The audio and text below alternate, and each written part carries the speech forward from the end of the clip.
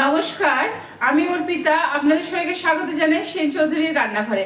আজ আমি আপনাদের সঙ্গে শেয়ার করব মিষ্টির দোকানে যে ডালপুরি বা কচুরি পাওয়া যায়, তার সঙ্গে যে একটা তরকারি দেয় কুমড়োর তরকারি, সেই ঝাল ঝাল মিষ্টি মিষ্টি কুমড়োর তরকারির রেসিপি।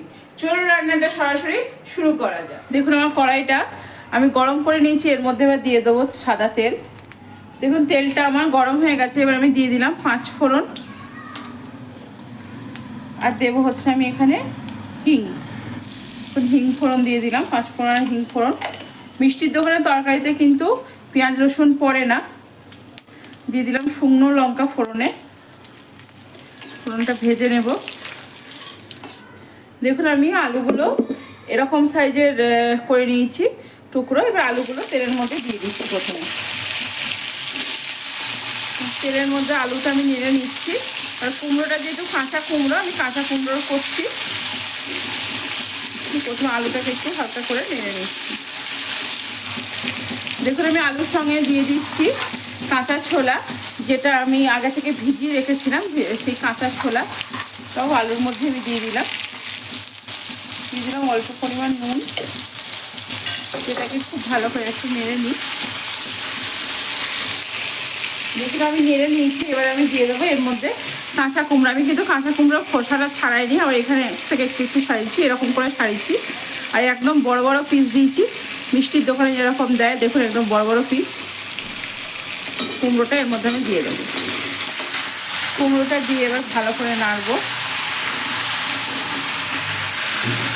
দেখুন, কুমড়োটা তেলের মধ্যে আমি নাড়াচাড়া করে নিয়ে এবার এর মধ্যে আমি দিয়ে দিচ্ছি আদা, জিরে, ধনে আমার একসঙ্গে বাটা ছিল। মিষ্টির দোকানে কিন্তু আদা ছেঁচে দেয়, মানে হামাল দিস্তায় কুটে কুটে দেয়, বা আপনার চিপারে ঘষে। যদি আপনারা চান চিপারে ঘষেও দিতে পারেন, আবার আর জিরে ধনে গুঁড়ো দিতে পারেন, নাহলে আমার মতো এরকম বেটেও দিতে পারেন। একটু আদা জিরে ধনে দিয়ে একটু নেড়ে নেব। বেশি মশলা কিন্তু আমি এখানে দিইনি, এই 1/2 টেবিল স্পুন মতো দিলাম। আদা জিরে ধনে তিনটে একসঙ্গে মিশিয়ে। দেখুন, এবার এখানে আমি দিয়ে দেবো টমেটো। এখানে একটা মাঝারি সাইজের টমেটো আছে। শুধু তরকারিটা আমি বেশ কিছুক্ষণের জন্য ছেড়ে দিয়েছিলাম। ছেড়ে দেওয়ার পর আবারও নেড়ে নিচ্ছি। এবার তরকারিতে দিয়ে দেবো আমি বেশ কিছু লঙ্কা, যেগুলো আমি মাঝখান থেকে ছিঁড়ে ছিঁড়ে দিয়েছি লঙ্কাগুলো। এখন এবার আমি দিয়ে দিচ্ছি কাশ্মীরি লঙ্কার গুঁড়ো কালারের জন্য, আর দেবো হচ্ছে হলুদ। দেখুন, এবার নেড়ে দেবো সমস্ত কিছু দেওয়ার পর। দেখুন, দিয়ে দিলাম আমি পরিমাণ মতো নুন। নুন দিয়ে আবারও নেড়ে নেবো। দেখুন, তরকারিটা কিন্তু আমি মাঝে মাঝে এইভাবে নেড়ে দিয়েছি, আবার একবার নেড়ে দিচ্ছি। সমস্ত মশলার সঙ্গে তরকারিটা ভালো করে আমার কষানো হয়ে গেছে। এবার আমি এর মধ্যে দিয়ে দেবো জল। দেখুন, আমি এর মধ্যে এবার দিয়ে দেবো জল। একটু বেশি করেই জল দিতে হবে, কারণ কুমড়ো আলু সব সেদ্ধ হবে। আর মিষ্টি তরকারি কিন্তু একটু ঝোলঝোলই হয়। দেখুন, অনেকটা পরিমাণে আমি জল দিলাম। জল দিয়ে এবার এটাকে আমি ফুটতে দেবো। দেখুন, ফুটতে দেওয়ার আগে যেটা দিয়ে দেবো, 1 মুঠো ধনে পাতা দিয়ে দিলাম। ধনে পাতা দিয়ে এবার নেড়ে এবার আমি ঢাকা দিয়ে এবার তরকারিটাকে খুব ভালো করে ফুটতে দেবো। ফুটতে দিই, এটা সেদ্ধ হয়ে যাক কুমড়োটা আলুটা, তারপর আবার আপনাদের সঙ্গে আমার কথা হবে। দেখুন, আমি তরকারিটা প্রায় লো মিডিয়াম হিটে আমি 25-30 মিনিট মতো ফুটিয়েছি। ফোটানোর পর দেখছেন অনেকটাই কমে গেছে ঝোলটা। এবার আমি কি করব, খুন্তি দিয়ে কিন্তু এইভাবে গলিয়ে দেবো। দেখুন, ওদের কিছুটা তরকারি গলানো থাকে, কিছুটা তরকারি আপনার ডাঁটো ডাঁটো থাকে।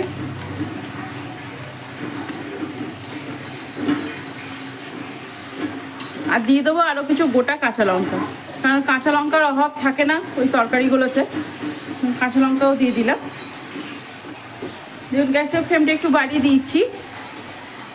এবার আমি এর মধ্যে দিয়ে দেবো গুড়। আমি গুড়টা আগে থেকে একটু জলে ভিজিয়ে রেখেছিলাম, গুড় দিয়ে দিচ্ছি। কুমড়ো তরকারিতে কিন্তু আগে থেকে কোনো মিষ্টি দেবেন না, তাহলে কুমড়ো তরকারি কিন্তু কুমড়ো সেদ্ধ হতে চাইবে না। দেখুন আমি গুড়টা দিয়ে দিলাম, আপনারা চাইলে চিনিও ব্যবহার করতে পারেন, কিন্তু আমি চিনি ব্যবহার করলাম না, আমি গুড়টাই ব্যবহার করলাম। গুড়টা দিয়ে এবার গ্যাসের ফ্লেমটা বাড়িয়ে দিয়ে একটু ফুটিয়ে নেবো।